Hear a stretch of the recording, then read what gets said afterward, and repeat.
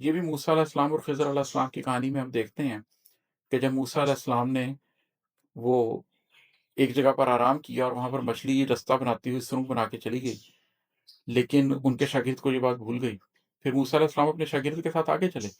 اب انہیں اس بات کا اس وقت شعور نہیں تھا کہ وہ غلط راستے کے اوپر آ گئے ہیں، چنانچہ چلتے رہے۔ پھر جب ایک جگہ جا کر اپنے اسٹوڈنٹ سے یہ کہا انہوں نے کہ وہ مچھلی تو نکالو، کھانا تو نکالو، ہم بہت تھک گئے ہیں، اور انہیں پتہ چلا کہ اوہو! ہم تو غلط راستے پر آ گئے ہیں۔ تو یہ شعور پیدا ہونے سے کہ ہم غلط راستے پہ، فوراً اپنے پاؤں کے نشان دیکھتے ہوئے واپس پلٹ گئے اور وہاں پر انہوں نے خضر علیہ السلام کو پا لیا۔ یہ شعور آ جانا کہ آپ رستہ کھو گئے ہیں، یہ پہلی چیز ہے منزل تک پہنچنے کے لیے۔ جب تک یہ شعور نہیں ہے، بسم اللہ الرحمن الرحیم، آج میں اپنی ایک کتاب انفس و آفاق میں سے ایک غزل آپ کے ساتھ شیئر کرتا ہوں، اس کے اوپر تھوڑی سی ڈسکشن کرتے ہیں۔ اس کا مطلب ہے کہ کوئی استاد نہیں رکھتا، نظر رکھتا ہوں۔ کوئی استاد نہیں رکھتا، نظر رکھتا ہوں، نفس اور قلب میں دونوں کی خبر رکھتا ہوں۔ یہ بنیادی طور پر میری زندگی کا حال ہے کہ میں نے اپنی زندگی میں جو کچھ بھی پایا ہے وہ کسی استاد سے نہیں پایا ہوں۔ زندگی کی راہوں پر سکھانے والا کوئی ایسا شخص نہیں تھا کہ میں کہوں کہ میں اس کے پاس بیٹھا اور وہاں سے میں نے علم حاصل کیا۔ میرے پاس صرف نظر تھی، پہلے ظاہر کی نظر تھی، اور اس ظاہر کی نظر کے ساتھ میں دنیا کو دیکھتا، پرکھتا، سمجھتا رہا۔ پھر اللہ نے توفیق دی اور باطن کی نظر بھی زندہ ہو گئی، اور میں نے اپنے اندر کو بھی جاننا، سمجھنا، سوچنا شروع کر دیا۔ جب میں نے سورۃ الکہف کو پڑھا، جب میں نے موسیٰ علیہ السلام اور خضر علیہ السلام والے واقعے کو پڑھا، اور مجھے سمجھ آیا کہ خضر علیہ السلام بیسیکلی جن دو دریاؤں کے سنگم پر ایک چٹان کے اوپر بیٹھے ہوئے ہیں، وہ ریور آف انٹرنل نالج اور ریور آف ایکسٹرنل نالج ہے، اور وہ ان اندر کے علم کے دریا اور باہر کے ظاہر کے علم کے دریا کے سنگم پر ایک راک سالڈ چٹان کے اوپر بیٹھے ہوئے ہیں۔ تو مجھے یہ بات سمجھ آ گئی کہ آخر الزمان میں جب تک آپ پوری باہر کی نظر اور پوری اندر کی نظر نہیں رکھتے ہوں گے، آپ حقیقت کو نہیں سمجھ سکیں گے۔ بہت سے لوگ ہیں جن کے پاس بہت علم ہوگا آج کے زمانے کا، لیکن وہ باطن کو نہیں سمجھتے ہوں گے، وہ راہ نہیں پائیں گے۔ اور بہت سے لوگ ہیں جو باطن کو تو سمجھتے ہوں گے، لیکن ماڈرن سوسائٹی کو، پوسٹ ماڈرنزم کو نہیں سمجھتے ہوں گے، اس کے پولیٹیکل اکنامک سسٹمز کو نہیں سمجھتے ہوں گے، وہ بھی راہ نہیں پائیں گے۔ راہ وہ پائے گا جو دونوں کو سمجھتا ہوگا۔ اور پھر مجھے یہ سمجھ آئی کہ ان دونوں کو سمجھنے کے لیے ضروری ہے کہ پہلے آپ اپنی ذات کے اوپر کام کر لیں، آپ اپنے قلب کے اندر روشنی بھی پیدا کر لیں، اور آپ اپنے نفس کو دبا بھی لیں۔ تو یہ ایک پوری جرنی ہے جو اس شعر کے اندر بیان ہو رہی ہے کہ کوئی استاد نہیں رکھتا، نظر رکھتا ہوں، نفس اور قلب میں دونوں کی خبر رکھتا ہوں۔ جب آپ اپنے نفس کی بھی خبر رکھتے ہیں کہ وہ کدھر جا رہا ہے، کیا وہ نفس امارہ ہے، یا وہ نفس لوامہ ہے، یا وہ نفس مطمئنہ ہے، اور کہیں آپ کا نفس آپ کو دوبارہ نفس امارہ کی طرف تو نہیں کھینچ رہا۔ اور جب آپ اپنے قلب کی بھی خبر رکھتے ہیں کہ وہ کدھر جا رہا ہے، کیا وہ قلب سلیم ہے، یا اس قلب کے اندر اللہ کے علاوہ بھی کوئی پایا جاتا ہے، تو ان دونوں کی خبر رکھنے سے آپ نفس کی ناپاکی سے بھی بچ سکتے ہیں اور قلب کی طہارت کو بھی حاصل کر سکتے ہیں۔ اور جب آپ ظاہر اور باطن کی یہ نظر پیدا کر لیتے ہیں تو پھر آپ کو کسی استاد کی ضرورت نہیں رہتی، پھر اللہ آپ کی انگلی پکڑ لیتا ہے اور آپ کے رستوں کو خود بناتا ہے، اور آپ نئے رستے اختیار کرتے ہیں۔ تو کوئی استاد نہیں رکھتا، نظر رکھتا ہوں، نفس اور قلب میں دونوں کی خبر رکھتا ہوں۔ اور ہے کہ ابھی منزل سے بہت دور کسی دشت میں ہوں، ابھی منزل سے بہت دور کسی دشت میں ہوں، اپنے کھو جانے کا احساس مگر رکھتا ہوں۔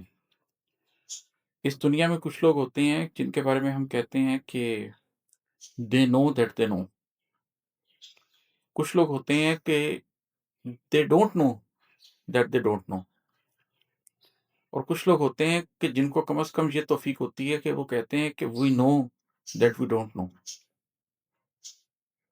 یہ ایک بڑا خوبصورت شعر بھی ہے، غالباً میر کا ہے، کہ میں نے جانا کہ کچھ نہیں جانا، سو بھی ایک عمر میں ہوا معلوم۔ تو یہ جاننا کہ میں کچھ نہیں جانتا، یہ جاننا کہ میری حدود علم کیا ہیں اور میں کس حد تک کم علم رکھتا ہوں۔ اللہ تعالیٰ قرآن پاک میں بھی یہ بات فرماتے ہیں کہ تمہیں علم نہیں دیا گیا مگر بہت تھوڑا سا۔ تو جب آپ کو یہ احساس ہو جائے کہ میں کم جانتا ہوں، میں نہیں جانتا، تو اس سے راستے کھلتے ہیں کہیں پہنچنے کے۔ تو اس شعر میں بات ہو رہی ہے کہ ابھی منزل سے بہت دور کسی دشت میں ہوں، اپنے کھو جانے کا احساس مگر رکھتا ہوں، منزل نہیں پائی، دشت میں ہوں، کھو گیا ہوں، لیکن کم از کم یہ احساس رکھتا ہوں کہ میں کھو گیا ہوں۔ جس کو یہ احساس ہوگا کہ وہ کھو گیا ہے، وہ پھر ستاروں کی طرف دیکھے گا، وہ کسی سے راستہ پوچھے گا، وہ پانی کے فلو کو دیکھے گا، وہ پرندے کس طرف اڑ رہے ہیں دیکھے گا، وہ کسی نہ کسی طریقے سے منزل کا تعین کر لے گا۔ لیکن جس کو یہ احساس ہی نہیں ہے کہ وہ کھو گیا ہے، وہ اپنی دھن میں اپنی مستی میں چلتا چلا جائے گا اور ایک غلط راستے کی طرف چلا جائے گا۔ جب کھونے کا احساس ہوتا ہے تو آپ اپنی منزل کو واپس پا لیتے ہیں۔ یہ بھی موسیٰ علیہ السلام اور خضر علیہ السلام کی کہانی میں ہم دیکھتے ہیں کہ جب موسیٰ علیہ السلام نے وہ ایک جگہ پر آرام کیا اور وہاں پر مچھلی رستہ بناتی ہوئی سرنگ بنا کے چلی گئی، لیکن ان کے شاگرد کو یہ بات بھول گئی۔ پھر موسیٰ علیہ السلام اپنے شاگرد کے ساتھ آگے چلے۔ اب انہیں اس بات کا اس وقت شعور نہیں تھا کہ وہ غلط راستے کے اوپر آ گئے ہیں، چنانچہ چلتے رہے۔ پھر جب ایک جگہ جا کر اپنے اسٹوڈنٹ سے یہ کہا انہوں نے کہ وہ مچھلی تو نکالو، کھانا تو نکالو، ہم بہت تھک گئے ہیں، اور انہیں پتہ چلا کہ اوہو، ہم تو غلط راستے پر آ گئے ہیں، تو یہ شعور پیدا ہونے سے کہ ہم غلط راستے پہ، فوراً اپنے پاؤں کے نشان دیکھتے ہوئے واپس پلٹ گئے اور وہاں پر انہوں نے خضر علیہ السلام کو پا لیا۔ یہ شعور آ جانا کہ آپ رستہ کھو گئے ہیں، یہ پہلی چیز ہے منزل تک پہنچنے کے لیے۔ جب تک یہ شعور نہیں ہے تو دنیا میں بہت لوگ رہ رہے ہیں، وہ اپنی دانست میں ایک اچھی زندگی گزار رہے ہیں، لیکن ان کو یہ شعور نہیں ہے کہ وہ منزل کی طرف نہیں جا رہے بلکہ کھو چکے ہیں۔ ابھی منزل سے بہت دور کسی دشت میں ہوں، اپنے کھو جانے کا احساس مگر رکھتا ہوں۔ اور ہے کہ وادی و صحرا میں تنہا ہی پھرا ہوں برسوں،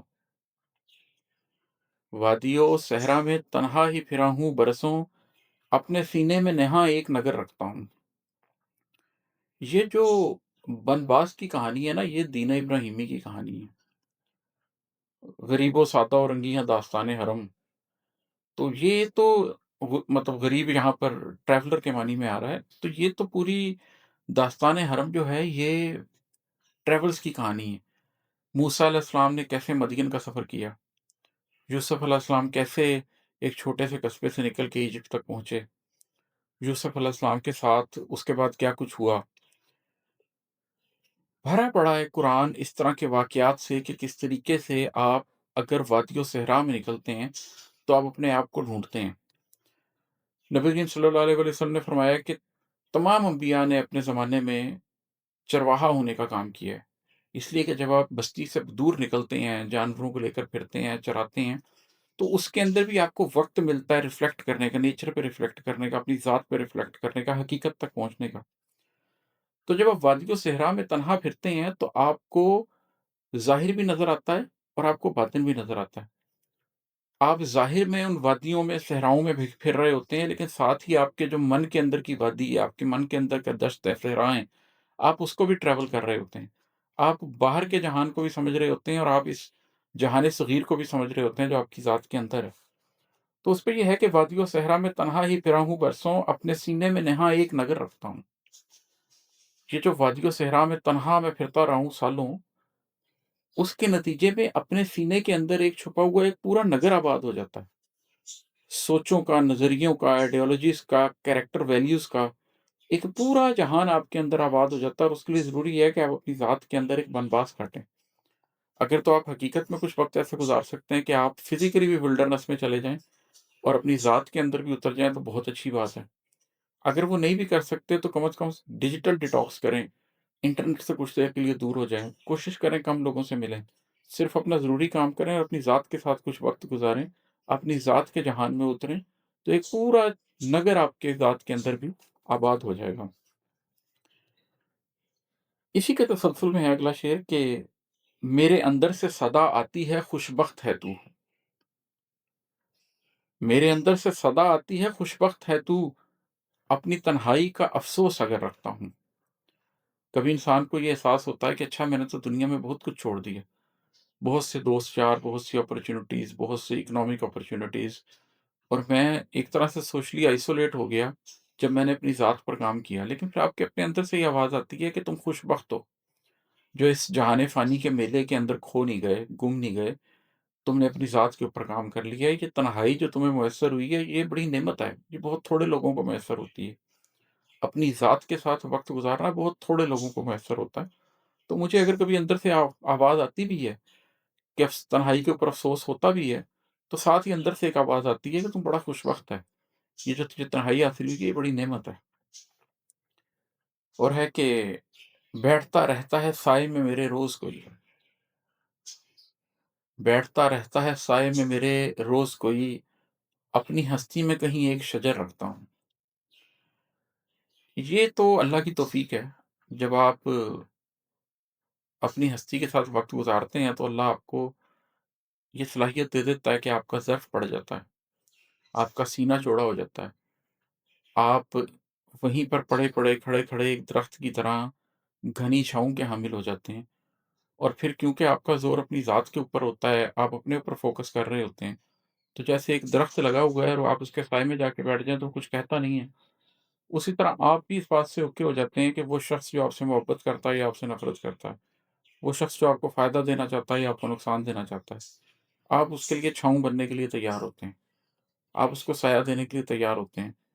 अगर कोई शख़्स दरख़्त काटने की नीयत से भी आएगा, लेकिन उसके पहले वो थोड़ी देर दरख़्त के नीचे बैठ के धूप से बचने के लिए सस्ता लेगा, तो दरख़्त को कोई एतराज़ नहीं होगा।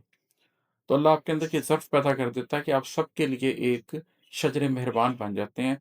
सबके लिए आप ऐसे हो जाते हैं कि उनके लिए सायादार दरख़्त की तरह काम करें।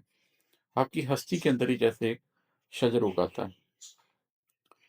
और है कि मैं कहीं दूर निकल जाता हूँ अपने अंदर, मैं कहीं दूर निकल जाता हूँ अपने अंदर, जैसे इस सीने में एक लंबी डगर रखता हूँ। ये तो जो भी अंदर का सफ़र करेगा उसके साथ होगा, कि वो फिर इंसान अपने अंदर इतना डीप हो जाता है, इतना डेप्थ आ जाता है कि उस आदमी को तो बोर होने का वक़्त भी नहीं होता। वो ज़रा-सी तन्हाई मिलती है तो अपने अंदर निकल जाता है। दूर चला जाता है, जैसे उसके अंदर कोई लंबी डगर है और वो उसके ऊपर जाता जा रहा है और दूर से दूर तक की सैर करता जा रहा है, सफ़र करता जा रहा है। तो मैं लोगों से भी ये कहता हूँ कि अपने आप से दोस्ती करें। अगर मुझे कोई कहता है कि मैं बोर हो रहा हूँ, तो मुझे बड़ी हैरत होती है। मैं उससे कहता हूँ, बोर हो रहे हो का मतलब है कि तुम अपनी ज़ात के साथ खुश नहीं हो, तुम तन्हाई के साथ खुश नहीं हो, तुम्हारी अपने साथ दोस्ती नहीं है, तुम्हारे अंदर इतना कुछ नहीं है कि तुम उसके अंदर ही खो जाओ और तुम्हें किसी इंटरनेट की या तुम्हें किसी यूट्यूब की ज़रूरत ना पड़े या किसी दोस्त की ज़रूरत ना पड़े।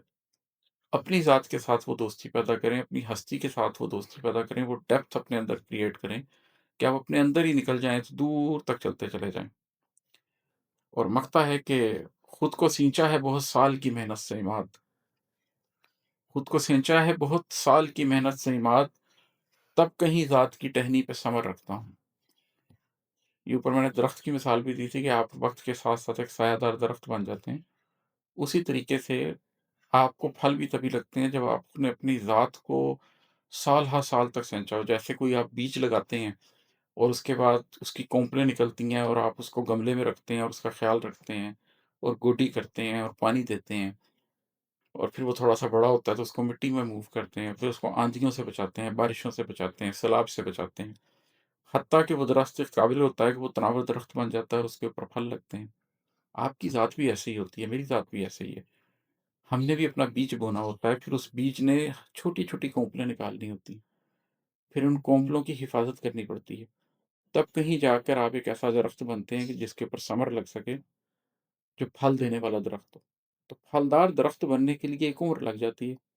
खुद को सिंचा है बहुत साल की मेहनत से इमाद, तब कहीं ज़ात की टहनी पे समर रखता हूँ।